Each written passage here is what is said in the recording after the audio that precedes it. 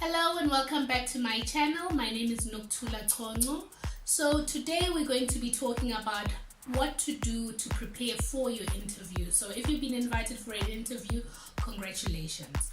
Tip number 1, when you go to the interview, take you to the interview. And what I mean by this is take yourself. Be real. Don't try to be somebody else that you have seen or somebody who you think is your role model. And I'll make an example. I once sat in an interview with an amazing young man, but when he came in there, I think maybe he thought he is Tony Soprano, and he came into the interview, he sat like this, and he had his hand on the table, and there was just something very strange about that whole experience. It was just not real. From the person who introduced themselves when they entered the room to the time they sat, it was two very different people. So remember, bring yourself, be real. Tip number 2, it goes without saying, do your research. Research on who this company is, what they're about, but more importantly, research around the role that you're going to occupy. Remember, the reason this company has invited you and the reason this position is out is because the company has a business pain, a need, and they believe you might be the problem. So definitely do your research. Having done your research, we're now going to go into talking a little bit more about the other questions that you may anticipate at the interview. However, before you even enter the interview, it's important to note that you should avoid any caffeinated beverages or drinks because they kind of have that tendency to increase one's nerves and anxiety. So really avoid any caffeine by all means. At the interview, one of the questions that you will always be asked 9 times out of 10, it's an icebreaker question. It will either be along the lines of tell us about yourself or walk us through your career history or your background. So do go in there prepared to answer that question. And mainly what the interviewer is looking for, as much as they say tell us about yourself, yes, you can tell them a high level about who you are, but mainly the idea behind that question is to talk about yourself in relation to the job role you've applied for, rather than where you went to kindergarten, where you went to high school, what sports you played, etc. And if there are certain things about your early career or your early history that you'd like to bring in, try and draw a relationship between those things and what you are doing now. For example, a quick example I can think of, I once worked at a restaurant, and right now really my restaurant experience, it may seem it has nothing to do with any role, but then if I bring in certain lessons that I've learned around probably interpersonal skills or communication, then it makes sense to talk about that. But then I would then link it to that. As a result of that experience, these are the skills I have gained which speak to the requirements of this role. Beyond just talking about yourself, also speak to major accomplishments or even certain accomplishments. And in this context, when I say accomplishments, we're talking about when you are there any things that you have introduced that have saved the company time, money, you brought about efficiency, you reduced the risk, or it helped improve the corporate culture.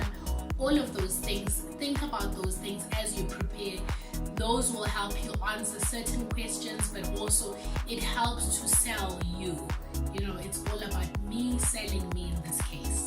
Alright, and having prepared questions around tell me about yourself, having thought about your accomplishments, another question that probably it might or it might not come up is around where do you see yourself in 5 years? And that is quite a tricky question. Quite often the temptation is to jump in and say, I want to be a manager, I want to be in management, I actually want your position, I want to be sitting exactly where you're sitting. Whilst that is okay, yeah, you might get away with it or not. But rather, when you think about your career and where you want to be in 5 years' time, and even when you answer at the interview, think about it in terms of not necessarily a title you be holding, kind of responsibility, the kind of accountability level you'd like to be at, and that way you avoid saying I want to be a manager in 5 years, because it in terms of growth it differs from different company as well as just different people. But when you talk about where the kind of accountability responsibility you'd like to hold, it's a bit more personal, but it also sells you not only just being ambitious, but how you see yourself adding value and the impact, which we'll talk a little bit more in our next video as well, when we talk about just some do's and don'ts. So and then last point, there is in most interviews there is what is called, now the term just ran away, competency-based questions, and some of what I've been talking about even in terms of preparation does revolve around that.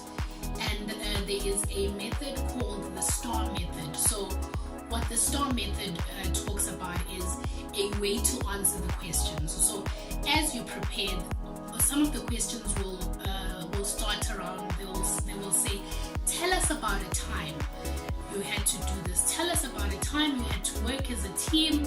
What was your role and what impact did you make, or what was the result? And basically what the STAR method talks to is the S stands for the situation, what the situation was, the T, what the task was, the A, what the actions that were required to be taken, and then the R is ultimately the result. And in preparing, so I would say for those, prepare about 2 or 3 scenarios that talk to different situations, whether it was a conflict situation, it was a team work situation, or it was a situation you had to deal with a crisis. It really doesn't matter. But remember also, as you go into the interview, that you are in the interview. So for example, if you are part of a team, avoid saying we, and then we did this, and then we did this. Your team is not in the interview, you are. So as much as you are using the STAR method, explaining the situation, the task, the action, the result, talk about the difference that you made, the value that you added as a result of you being in that situation. This is how we got to that result. So that was my last tip in terms of preparing for your interview. So thank you very much for watching this far. Please do like, comment, subscribe, follow, share. I look forward to seeing you next video.